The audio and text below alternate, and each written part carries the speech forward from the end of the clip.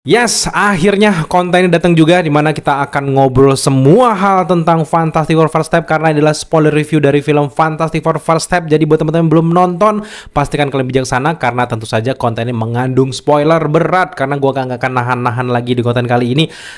Poin pertama, langsung saja kita bahas menuju langsung ke ending. Kemana Galactus dilempar sama Reed Richards dengan Dimension Bridge-nya itu dia lempar kemana? Apakah ke Earth 616? Apakah multiverse? Apakah justru ke ruang hampa, kekosongan, black hole kayak Superman? Gue lebih yakin dengan perkataan dari Richard, dia justru dilempar ke alam semesta yang kosong aja gitu, yang benar-benar kayak kita kalau mau bebas dari sana tuh butuh waktu yang sangat lama. Apakah Galactus bisa bebas? Sangat bisa. Di dalam komiknya aja tuh dia udah sering banget Galactus dibuang tapi selalu bisa balik lagi. Yang jadi pertanyaannya di sini kan si Salabal itu yang nendang si Galactus masuk ke dimension itu. Dia masuk ke ruang kosong tersebut, ruang hampa yang membuat dia juga ikut terjebak. Sedangkan dia ini kan Herald of Galactus. Dia bisa pergi dengan cepat, lebih cepat bahkan dari Galactus. Mungkin dia akan disiksa. Kamu ya berani-beraninya kamu mengkhianati gue ya. Akhirnya disiksa kayak dalam komik versi animasi juga tuh gue ingat banget. Dan dia akan kesakitan dan memohon ampun untuk bisa ngelepas si Galactus, atau sesuai dengan di dalam komiknya, memang Galactusnya sempat memindahkan Heraldnya beberapa kali.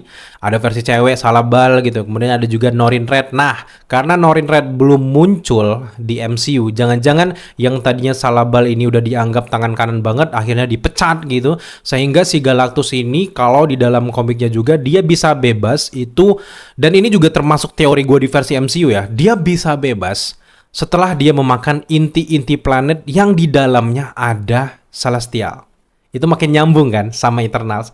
Dimana dengan kekuatan-kekuatan yang di dalam planet itu ada inti dari Celestial, maka Galactus akan mendapatkan kekuatan kosmik yang jauh lebih besar untuk dia bisa kembali dengan lebih cepatnya. Itu yang teori menurut gue yang paling masuk akal. Di dalam proses dia memakan planet-planet yang berinti si Celestial tersebut, di salah satu planet dia akan menemukan Herald yang baru yang sanggup dan mau mengorbankan diri untuk bisa supaya planetnya selamat untuk dijadikan Heraldnya lagi dan menggantikan si Salabal sebelumnya. Tentu saja dia adalah sosok laki-laki yang bernama Norrin Red. Gila! Kalau memang kayak gitu, langkah dari Marvel gila banget. Tapi di dalam beberapa komiknya juga sebenarnya Galactus sempat terbuang tapi kembali lagi jadi Galactus tuh kayak force of nature. Dimana force of nature tuh kayak keseimbangan kosmik. Kalau Galactus nggak ada, justru bumi ini kayak alam-alam planet bertumbuh dengan nggak terkontrol yang membuat terjadinya chaos multiverse. Dan jangan-jangan Marvel ngambil event dari sana, dimana dia kayak dengan Galactus yang pergi dan juga nyangkut dengan buku kupu-kupu yang dibaca sama si Franklin, dimana ini kan mencirikan the butterfly effect. Jika terjadi satu titik, maka akan terjadi titik yang besar di satu titik yang lainnya. Itu kan menarik banget. Itu juga merupakan clue cerita dari Doomsday dan juga Secret Wars. Jangan-jangan dengan langkah dari Franklin Richards ini membuang si Galactus jauh ke ruang kosong, justru itu membuat Galactus nggak bisa menjalankan takdirnya memakan planet-planet yang tanda kutip busuk. Dengan nggak adanya Galactus, membuat planet-planet yang busuk yang harusnya hilang ini, yang tadinya dia dikutuk untuk menyeimbangkan alam semesta, jadi semuanya chaos. Planet tersebut nggak hancur, akhirnya menimbulkan chaos lagi. Makanya titik-titik terjadinya multiverse chaos, incursion itu akan terjadi gara-gara si Franklin Richards mendepak si Galactus. Seharusnya destiny-nya itu adalah membiarkan Galactus memakan planetnya itu. Tapi ya namanya rumah kita diganggu gitu. Gua aja kalau rumah gua diganggu, gua tonjok, gua bela sebela-bela. Apalagi anak gua mau diambil gitu. Ya masuk akal apa yang dilakukan sama si Reed Richards. Tapi seperti kasus dari Spider-Man 2099 di mana dia marah sama Miles Morales kan. Lu kenapa lu menghancurkan apa yang terjadi seharusnya terjadi di Spider-Man, lu tiba-tiba ini nggak jadi ninggal. Akhirnya membuat kontinuitas antara Spider-Verse itu kacau balau gara-gara lu semua. Termasuk juga dengan Reed Richards. Jadi seperti teori gue di awal-awal sebelum film ini rilis, bahkan gue mengatakan bahwa awal kehancuran dari multiverse itu justru berada di titik si Reed Richards kejadian dia mengusir Galactus ini guys. Dimana dari sini kan itu kenapa latar waktunya di tahun 60-an? Ya karena memang di tahun 2025, di tahun 2027 latar belakang dari Thunderbolt itu juga titiknya udah kacau balau. Di masa lalu ternyata Richard itu udah membuat kekacauan mengusir Galactus yang membuat banyak planet bermunculan, banyak celestial yang bermunculan sehingga membuat chaos.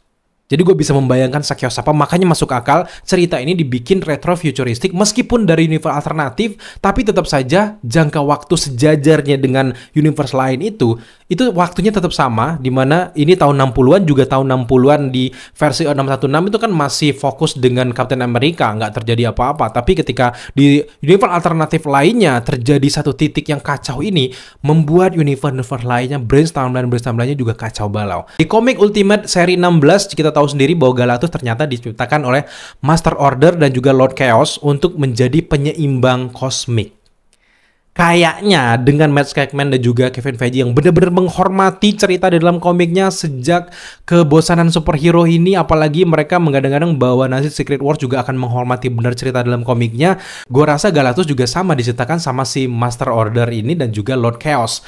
Wow, menarik banget. Jadi buat teman-teman yang nggak tahu cerita dengan Galactus, sesuai dengan cerita yang dalam film, dia itu diciptakan bahkan sebelum terjadinya fenomena Big Bang, pecah, akhirnya ada alam semesta kita, ada Saturnus, ada bumi. Itu sebelum itu semua, si Galactus sudah ada. Dia sebagai ilmuwan dan juga berhubungan dengan power kosmik, tiba-tiba pecah. Dia dikutuk menjadi Galactus untuk menjadi penyeimbang kosmik. Dan dia berusaha untuk mencari pengganti, yaitu si Franklin Richard, karena dia lihat cuman Franklin Richard yang bisa menggantikan gue dan menghilangkan rasa lapar gue gitu. Kalau di teori gue sebelumnya bilang jangan-jangan si Galactus untuk nyulik Franklin untuk dia menciptakan banyak planet untuk dia makan, ternyata ya enggak. Sesuai dengan dalam komiknya, memang Franklin Richard akan menjadi pengganti dari Galactus. Bahkan dia bisa menghidupkan Galactus yang sempat tewas, dan Galactus itu bisa berhubungan baik dengan Franklin. Bahkan sempat di satu titik Galactus itu sebagai mentor bagi Franklin Richard. Franklin Richard sendiri dan juga Galactus itu punya hubungan yang kuat dengan Cosmic Control Rod, di mana ini kayak bentukannya kayak pil tapi gede, yang di mana itu ada sumber tenaga kosmik dari Annihilus. Disitulah di mana titik-titik kekuatan power kosmik itu berasal. Tapi di sini belum diceritakan secara jelas. Bisa aja itu sebagai ultimate nullifier juga. Gue merasa jangan-jangan Cosmic Control Rod itu akan menjadi kunci untuk bisa menyelamatkan alam semesta di satu titik. Jadi gue merasa bahwa Galactus masih bakal muncul dan justru bisa menjadi villain-villain utama juga di antara villain yang ada di Doomsday dan juga Secret Wars. Bahkan di cerita komik dan juga beberapa animasinya juga Dr. Doom sempat diceritakan juga mengendalikan kekuatan dari Galactus. Jadi jangan-jangan Galactus ini masih sangat penting, dan Galactus sebenarnya cuma satu di seluruh alam semesta. Sebelum terjadinya Big Bang dia udah ada. Jadi wow, ini menarik. Masih banyak banget hal-hal yang belum muncul di sini. Makanya gue bilang di beberapa teori gue itu agak kejauhan nih. Ternyata Marvel lebih fokus ke standalone, ceritakan dulu bagaimana kejadian di universe ini daripada ambil-ambil langsung ngomongin cerita multiverse. Semua itu bakal terjadi nanti di Doomsday. Belajar dari kasus-kasus teori-teori kita semuanya tentang Mephisto, gue merasa bahwa di WandaVision ini Mephisto, ini jelas Mephisto banget. 90% gue yakin ini Mephisto. Dipatahkan di sana dan gue legowo aja kan. 4 tahun tuh gue legowo, dan akhirnya di Ironheart muncul. Sekarang gue lega, tapi kan hype-nya udah hilang. Orang bilang, "Oh no, Pri, lu salah, teori lu salah."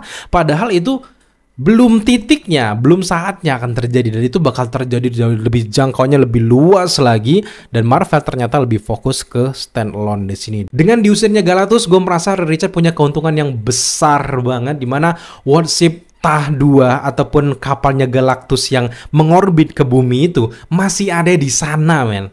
Artinya Reed Richard ataupun jangan-jangan Dr. Van Doom kerjasama sama Reed Richard mempelajari teknologi yang ada di planet si Galactus tersebut dengan teknologi-teknologi yang gak masuk akal, teknologi dari masa depan yang jauh ke depan. Dia mungkin bisa melakukan perjalanan waktu ke depan dengan kekuatan-kekuatan kosmik yang gak masuk akal, dipelajari satu-satu, akhirnya nemulah satu titik buat teknologi ini bisa berpindah dari satu universe ke universe yang lainnya. Gila. Ini sih gila sih, parah banget. Ini bakal keren banget kalau benar-benar mereka ternyata menggunakan konsep teknologi dari Galactus, sehingga makanya si Dr. Doom menemukan mesin waktu. Justru gue merasa di versi MCU jangan-jangan mesin waktu itu ditemukan sama Reed Richard tapi diambil sama Dr. Doom. Nah dari Dr. Doom ini kalau dalam komiknya akhirnya ditemukan oleh si Kang Conqueror. Wah, ada mesin waktu nih, gue cobain ah. Dia balik lagi ke Mesir kuno, dia menguasai manusia dari nol lagi. Makanya justru dari teknologi yang diciptakan Dr. Doom yang dapat keuntungan besar itu di satu titik adalah Kang. Apakah kalian yakin Kang sebenarnya nanti nggak bakal muncul di akhir semua ini?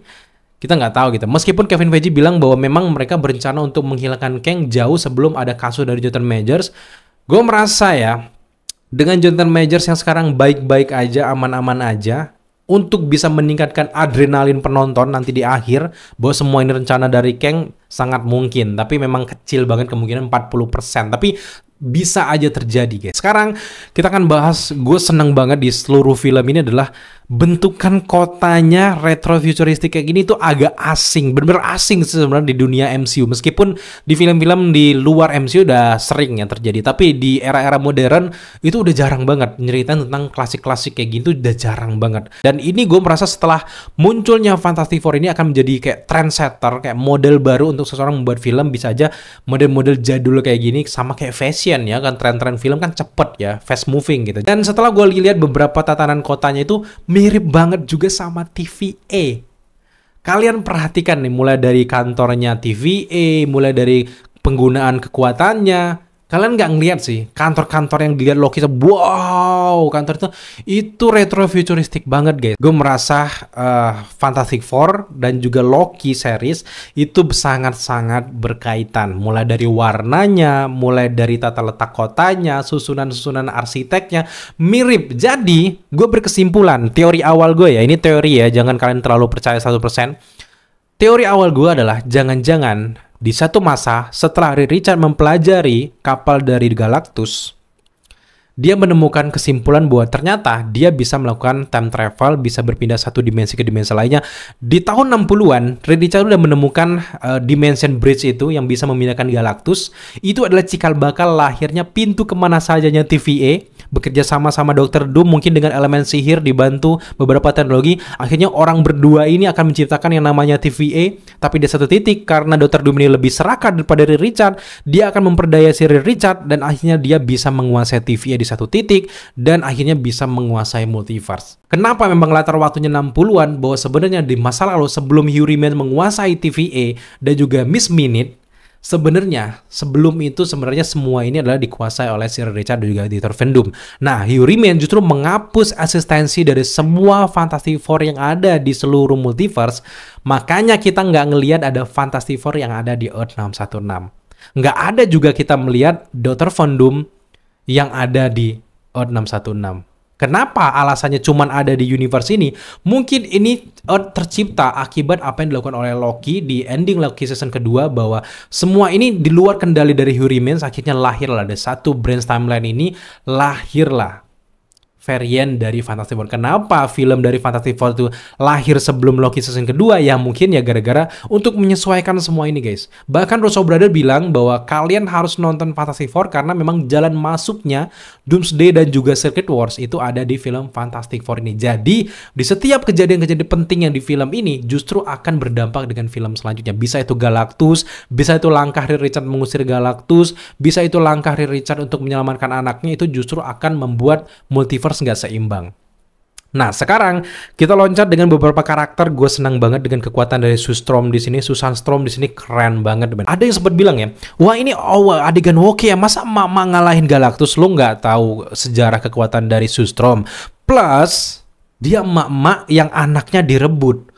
Anak kayak emak macan aja, kalau kalian ambil anaknya lu bakal diterpang, dirobek abis-abisan. Apalagi ini sekelas Sue Storm gitu ya. Dan gue kesel ada orang-orang bilang ini kurang fight sequence-nya bang, action sequence-nya nggak suka, lebih keren yang sebelah. Nggak gitu.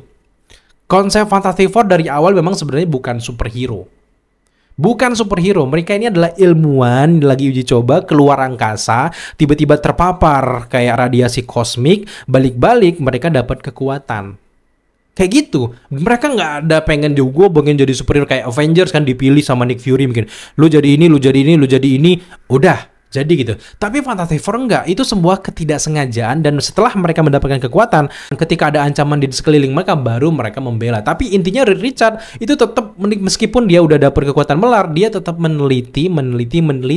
Biarlah semua hal-hal tentang kejahatan itu ditangani sama Avengers kalau dalam komiknya. Jadi intinya memang seharusnya film Fantastic Four dibikin ya seperti ini, dengan banyak adegan-adegan emosional, penelitian, melihatkan kecerdasan dari Reed Richards dibandingkan dengan kebanyakan berantem mulu gitu. Dan buat teman-teman yang nanyain kenapa Galactusnya lemah banget, bayangin bang kalau dia lawan Doctor Strange, tinggal dibuka aja gerbang tuh udah hilang gitu. Nggak kayak gitu konsepnya, karena Galactus di satu titik dia memang gak ada niat untuk menyerang.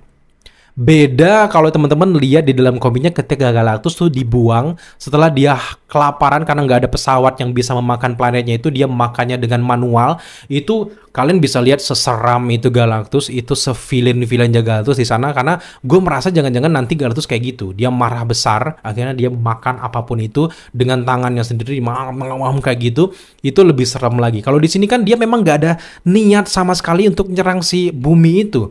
Dia maksudnya pengen menyelamatkan si bumi ini, tapi dengan pertukaran dengan Franklin Richard. Jadi ketika ada superhero pun dia ngelihat ada Reed Richard, ada Sue Storm, remeh nih barang gitu. Jadi pelajarannya bisa diambil dari kekalahan Galactus adalah jangan pernah meremehkan lawanmu sama sekali. Tapi intinya adalah Galactus di sini pertamanya adalah meremehkan si tim Fantastic Four dan cuman mau ngambil Franklin karena Franklin Richard itu pinter banget. Dia menyembunyikan kekuatannya dari keluarganya. Kalian lihat dari awal, Reed Richard udah meneliti, nggak ditemukan kekuatan mutant sama sekali dengan kekuatan canggih dari Richard karena levelnya sudah sekeren itu. Sama kayak kasusnya Grogu ya kalau di Mandalorian gitu, Din Djarin juga si Pedro Pascal juga yang bikin gitu. Tapi di sini konsepnya sama, Grogu dan juga Franklin Richard itu bisa sama-sama menyembunyikan kekuatannya. Makanya ketika Galactus ngelihat Fantastic Four, remeh-temeh ini, remah rengginang ini, ada nggak ada apa-apa, semut ini. Pas lihat Franklin Richard meskipun masih bayi, wah, dia hati-hati banget men, dia ambil kekuatan, dipakai tangan kayak gitu-gitu. Itu dia nggak expect juga Galactus tuh bisa diusir sama kayak gitu. Bahkan pinternya Galactus pas udah dijebak sama si menara itu kan dia, pinter banget kalian mau jebak gua ya. Udah dia nggak ngelawan, dia nggak sepak terbang. Kalau memang kalian pengen lihat Galactus kayak gitu ya, lihat di versi dia yang setelah terusir, yang dia nggak ada pesawat gitu, yang dia menganggap bahwa satu titik ini ancaman, sedangkan di sini dia menganggap orang ini nggak ada ancaman sama sekali, dan dia nggak expect juga Heraldnya si Salabal berkhianat gitu, nggak expect juga. Jadi ini lebih tentang pengkhianatan dan meremehkan lawan. Itu ya intinya. Jadi juga ini menarik banget. Di versi MCU Galactusnya tuh nggak segede versi komik bang gitu. Sebenarnya kalau dilihat juga, kalau kalian nonton di layar gede juga cukup gede ya. Tapi memang iya di sini Galactusnya nggak segede itu. Tapi dalam sejarah-sejarah ceritanya dalam komik, Galactus tuh bisa memperbesar diri sesuai dengan kemauannya. Tapi di sini dia memposisikan dia cuman segede gitu, karena memang dia dalam pesawat duduk singgasananya, ya dia mengecil di sana guys. Dan juga dia turun ke bumi, dia ngeliat bahwa bumi itu sekecil itu, dia memang porsinya segitu. Dia nggak memperbesarkan diri gitu. Kalau Celestial kan gede banget tuh kelihatannya. Padahal memang kalau dilihat compare juga mereka sama-sama gede gitu. Jadi ini bukan masalah yang harus yang dipertanyakan bla bla bla segitunya ya. Jadi menurut gue ini aman banget, dan Galactus gue nobatkan sebagai salah satu villain terbaik yang pernah muncul di Marvel Cinematic Universe. Mulai dari chemistry, sekarang kita bahas chemistry dari setiap karakter, udahlah ya, nggak usah bahas lagi chemistry. Gue suka banget di sini. Vanessa Kirby, nggak ada tuh kayaknya film-film Vanessa Kirby yang jelek gitu, termasuk juga Pedro Pascal. Gue senang di sini Pedro Pascal sebagai Richard nggak metong guys, nggak mati. Biasanya Pedro Pascal memerankan film-film tuh yang selalu ninggal, mati di akhirnya. Tapi ini kan enggak. Dan sekarang kita bahas tentang villain pertama dari Fantastic Four, tentu saja adalah Mole Man. Di sini ada Giganto juga. Itu kan seri 1 dari komik Fantastic Four yang pertama banget yang tahun 60-an kan. Gila, itu dia hadir di sini, tapi memang villainnya ini nggak, screen time-nya dikit banget gitu. Bahkan ya bukan jadi villain utama, jadi ujung-ujungnya dia sekutu. Karena memang ini loncatannya udah 4 tahun setelah dia menjadi tim Fantastic Four gitu, diceritakan cuman sekilasnya. Bahkan Red Ghost aja nggak ada gitu, cuman diceritakan di post credits yang kedua. Itu kan karena memang lebih baik fokus ke Galactusnya daripada memberikan porsi terlalu banyak dengan villain-villain kecil yang lainnya. Karena itu udah diceritakan di masa lalu, udahlah gitu kan, level bumi udah biasa gitu. Fantastic Four selalu menang gitu. Tapi Galactus ini adalah sesuatu yang beda. Makanya kita di sini gue jadi paham bahwa kenapa Mr. Fantastic nggak melaras segitu banyak di versi Fox sebelumnya, karena memang lawannya langsung Galactus yang turun ke bumi. Kalau nggak pakai kecerdasan, cuman pakai kekuatan nggak akan bisa. Kekuatan lawan kekuatan yang mega 5.000 aura ini nggak bisa dilawan sama kekuatan dari Fantastic Four. Jadi mereka memikirkan konsep untuk bisa memindahkan bumi ke tempat lainnya. Itu sih gue gila. Pas gue lihat, kita akan meniru konsep teori Archimedes gitu ya. Gimana kita bisa punya jangkarnya, kita pindahin bumi kita ke tempat yang lainnya supaya Galactus pengen nengok, lah mana nih bumi gitu. Gila itu kalau beneran, kalau terjadi ya. Kalau Salabal nggak menghancurkan menara-menara di setiap dunia itu, setiap negara itu, Bayang no men, secerdas itu Reed Richards. Secerdas itu banyak yang bilang bahwa Reed Richards nggak cerdas, di sini nggak kelihatan cerdas. Di mana? Kecerdasan Reed Richards tuh udah di levelnya tertinggi banget gitu. Bayangkan men, Tony Stark aja nggak kepikiran mau mindahin bumi. Lah dia, lah dia kebayangan mindahin bumi dari satu titik ke titik lainnya. Gue bisa bayangkan ya, dia tiba-tiba pindahin ke universe lain aja gimana? Pindah tuh ada 2 bumi di 616 gimana? Gimana?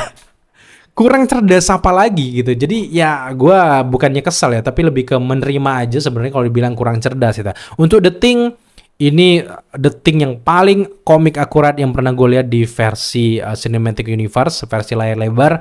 Ini membuat Fantastic Four tahun 2015 tuh makin sampah gitu, makin bafuk gitu. Karena emang skor Rotten Tomatoes-nya Fantastic Four yang satu itu tuh cuma 9%. Sedangkan yang versi Fantastic Four First Step ini di 88%. Jadi dia yang tertinggi. Bayangkan Fantastic Four sebelumnya yang modern itu 9% itu jelek banget sih pas dilihat. Tapi gue pengen nonton lagi sih. Hal-hal yang berhubungan dengan Fantastic Four entah kenapa gue suka banget, karena memang Fantastic Four berbeda dengan film-film superhero lainnya. Dia punya unsur rasanya, chemistry. Bahkan gue ngelihat orang-orang yang nggak ngikutin leak-leak dan juga nggak ngikutin Marvel segitunya nangis kejer pas Sustrom meninggal. Itu momennya dapet itu, momennya dapet. Jadi menurut gue ginilah seharusnya arah superhero di masa depan. Karena lagi-lagi gue simpulkan bahwa baik Superman dan juga Fantastic Four itu sama-sama keren. Kalau Superman itu menjadi kayak golden age-nya superhero, nah sedangkan si Fantastic Four ini gue lebih percaya kayak silver age-nya superhero. Silver age itu seperti kalau dalam komiknya dulu zaman 60-an tuh orang udah mulai seneng sama superhero, sehingga tahun 2000-an udah bosen dengan cerita komik superhero. Datanglah misalnya Fantastic Four ini menyelamatkan di silver age-nya. Akhirnya orang suka lagi dengan superhero. Itu konsepnya udah tergambar seperti dalam komiknya. Bahkan kejadian orang superhero fatigue sekarang itu sebenarnya udah dialami duluan sama pembaca komik di tahun 60-an. Mereka udah bosen, akhirnya datang satu cerita yang keren, Silver Age yang muncul, dan itu terjadi orang akhirnya balik lagi untuk baca komik. Itu juga kayak gini, gue merasa bahwa setelah Marvel merilis Fantastic Four, orang-orang mulai hype dan juga semangat lagi dengan MCU dan juga Marvel dan juga hal-hal yang berhubungan dengan superhero. Plus juga didukung sama DC dengan Superman-nya, makin klop lagi, orang cinta lagi sama dunia superhero. Tapi ya catatannya seperti langkah dari Kevin Feige, jangan terlalu banyak bikin konten series. Series itu cuma dikit aja karena itu akan mengganggu kontinuitas dari cerita. Sedangkan ciri khas dari Marvel adalah canonnya itu guys. Kita harus nonton seriesnya, harus ini biar ngerti semua karakter ini. Contohnya Thunderbolt. Meskipun filmnya bagus, tapi kan banyak banget karakter yang berasal dari series. Orang nggak nonton seriesnya, jadi orang malas nonton. Mending nunggu streaming aja. Itu kan bener-bener kesimpulan menurut gue yang keren banget gitu. Balik lagi ke film Fantastic Four First Step ini, dari first step-nya aja tuh bener-bener ini mencirikan bahwa langkah pertama dari lahirnya Franklin Richards. Jadi bukan apa-apa gitu. Dan Franklin Richards nanti tampaknya akan diperdaya oleh Dr. Doom untuk bisa menguasai multiverse dengan ancang-ancang bahwa Dr. Doom mengatakan bahwa akan terjadi incursion nih. Gimana nih, cuman anak lu yang bisa menyelamatkan bumi. Diajaklah si tim Fantastic Four, tapi diam-diam dia menghasut dan juga menggunakan kekuatan dari Franklin Richards. Di satu titik barulah Franklin Richards akan diperdaya dengan ilusi, kekuatan ilusinya itu, sehingga membuat Franklin Richards percaya bahwa dengan membentuk adanya satu battle world itu akan bisa menyelamatkan semua multiverse, bisa menyelamatkan keluarganya. Jadi sangat masuk akal ke depan. Dan di film Doomsday di babak pertama jelas saja akan menceritakan bagaimana Victor Von Doom sebenarnya orangnya baik, superhero. Di babak kedua mulailah kelihatan dia adu domba. Di babak ketiga barulah terbongkar bahwa sebenarnya Dr. Doom ini punya niat jahat. Nanti banyak banget karakter superhero yang meninggal di sini. Barulah lanjut ke Secret Wars. Dr. Doom-nya akan bertransformasi menjadi God Emperor Doom setelah dia menyedot kekuatan orang yang berkekuatan kosmik. Satu-satunya orang yang gue pikirkan adalah Dr. Doom jangan-jangan nanti akan menyedot kekuatan dari Franklin Richards yang membuat dia nggak terkalahkan. Dan akhirnya diselamatkan sama Sir Richard. Akhirnya Franklin Richards balik lagi dan akhirnya dia menghempaskan semua Battle World dan akan membentuk satu universe, semuanya berkumpul. Itulah titik di mana itu adalah soft reboot. Kalau dalam komiknya di Secret Wars kan Dr. Doom mengambil kekuatan dari Beyonder kan. Tapi di sini Beyonder belum muncul sama sekali. Ya satu-satunya power kosmik yang paling besar menurut gue ya Franklin Richards. Atau nanti mungkin kekuatan Galactus disedot sama si Dr. Doom kayaknya belum cukup kuat gitu. Kalau Franklin itu lebih masuk akal gitu. Jadi sesuai dengan konsep-konsep yang bocor itu tentu saja banyak orang nanti akan termakan sama ilusi dari Dr. Doom, menganggap Dr. Doom ini sebagai Tuhan, penyelamat dari multiverse, padahal sebenarnya nggak kayak gitu. Richard bakal datang dengan rombongannya untuk bisa mematahkan ilusi-ilusi tersebut, barulah Doctor Strange nanti akan muncul gitu. Jadi gue seneng banget dengan beberapa teori kalian di kolom komentar di bawah. Kalau di dalam komik kan Doctor Strange yang berkhianat. Jangan-jangan ada bocoran bahwa ada satu superhero di O616 yang sekarang mengejutkan, berkhianat dan membela Dr. Doom. Gue merasa ya, gue curiga jangan-jangan itu si Peter Parker. Peter Parker melihat Dr. Doom berwajah Tony Stark, mentor dia, pas lihat gila, dan akhirnya dia terbawa arus dengan ambisi dari Dr. Doom bahwa kita harus nyelamatin, kita harus ini. Dilihatlah kejadian masa depan bahwa terjadi incursion bla bla bla. Peter Parker, Spider-Man akan membela Dr. Doom, itu sih gong banget. Mereka berdua akan jadi villain sementara, gong banget sih. Secara keseluruhan nggak ada yang benar-benar yang bisa gue kritik ya dari film ini. Karena gue suka film superhero tuh nggak cuman mengandalkan bug big book, action sequence dari awal sampai akhir. Tapi gue butuh film superhero yang level umur gue sekarang. Gue butuh film superhero itu yang dewasa, yang nggak diremehkan sama orang-orang yang so edgy, yang Oscar worthy kayak gitu, taman bermain danco gitu. Dan sekarang gue melihat bahwa perkembangan Marvel udah ke arah yang sangat benar. Awas aja Marvel kalau bikin film yang jomplang dari Fantastic Four setelah ini, kayaknya nggak mungkin ya. Karena memang setelah ini kan ada Doomsday, setelah itu Spider-Man yang lebih serius lagi, terus kemudian juga Secret Wars. Karena 3 film itu nggak akan lebih jomplang dari Fantastic Four. Jadi kita merasa bahwa Marvel udah mulai ke arah yang benar, dan Fantastic Four, Superman membuktikan bahwa fenomena superhero fatigue itu sebenarnya nggak ada.